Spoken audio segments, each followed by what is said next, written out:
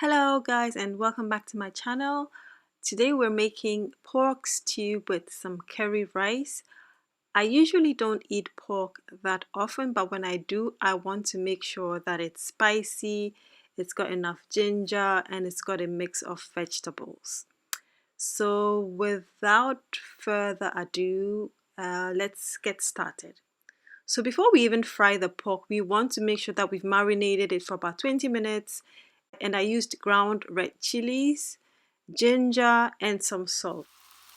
Now once that is ready, we're going to heat up a pan with some vegetable oil and make sure that it is very hot and fry our pork in there. We're going to do everything in one pan, so the pan that you see me frying the pork in is where everything else is going to go into.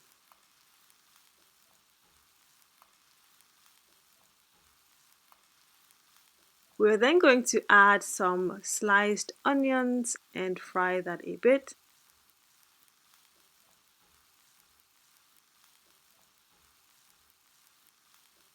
I find that when I'm cooking pork, ginger goes really well with pork.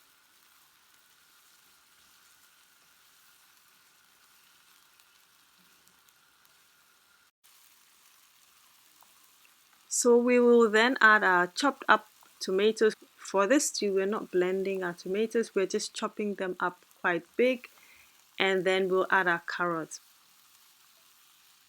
We want our carrots to become soft, but not overly soft. We just want them to still have a bit of a bite. So we will let them cook for a bit before we add the rest of our vegetables.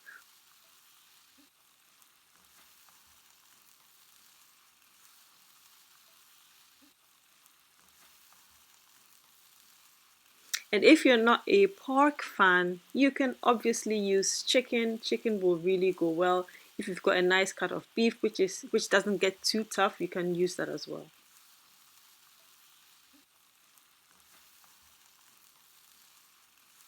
Next up, we're going to put our mushrooms in there. Now the mushrooms have been cleaned. If you know anything about mushrooms, then you know that you should not wash them in water. You just get a clean paper towel or a clean kitchen towel and then just wipe off the dirt if there is any dirt. Otherwise, they will soak up so much water and become soggy, and we don't want that. We would rather have them soak up the stew and not soak up water. I wanted to use oyster mushrooms, but I didn't find any, and I really wanted to record this, so I bought the button mushrooms. They're obviously interchangeable, so if you have oyster mushrooms, you can use those as well. After that, we will then add our zucchinis, our cabbage, and our spring onions, and then stir that all in and let that simmer. Now at this point, we want to make sure that we're not overcooking our vegetables, because zucchinis, for example, can get soft pretty quickly, and we still want them to have a bit of a bite. Nobody likes vegetables that are super soft and mushy, and we're not babies, so make sure that you are tasting for salt. And there you have it, a pretty simple pork stew that you can make in no time, which is super delicious. Now next up, we're going to make our curry rice, and for that the recipe is really simple. You heat up some coconut oil or vegetable oil, and then quickly add your curry powder in there, stir quickly, add your garlic. Make sure you're working really fast because the curry powder can burn and the garlic can burn. So once you've stirred that up, you add your rice. Make sure that you have washed your rice.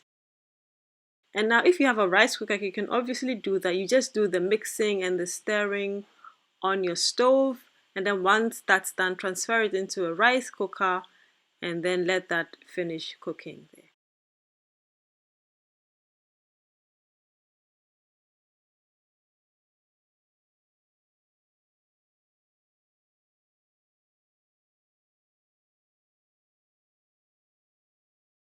So give that a good stir, taste for salt, and then let it come to a boil. Let all the water evaporate, and then turn down the heat to really low, and then let the steam do the rest of the cooking.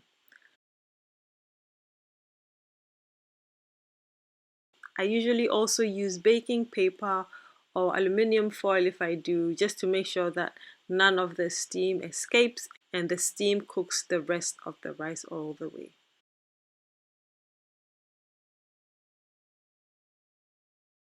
And that's basically it. There you have it. You've got some curry rice, you've got some nice spicy pork, and as usual, it does not take too much of your time. And that's about it.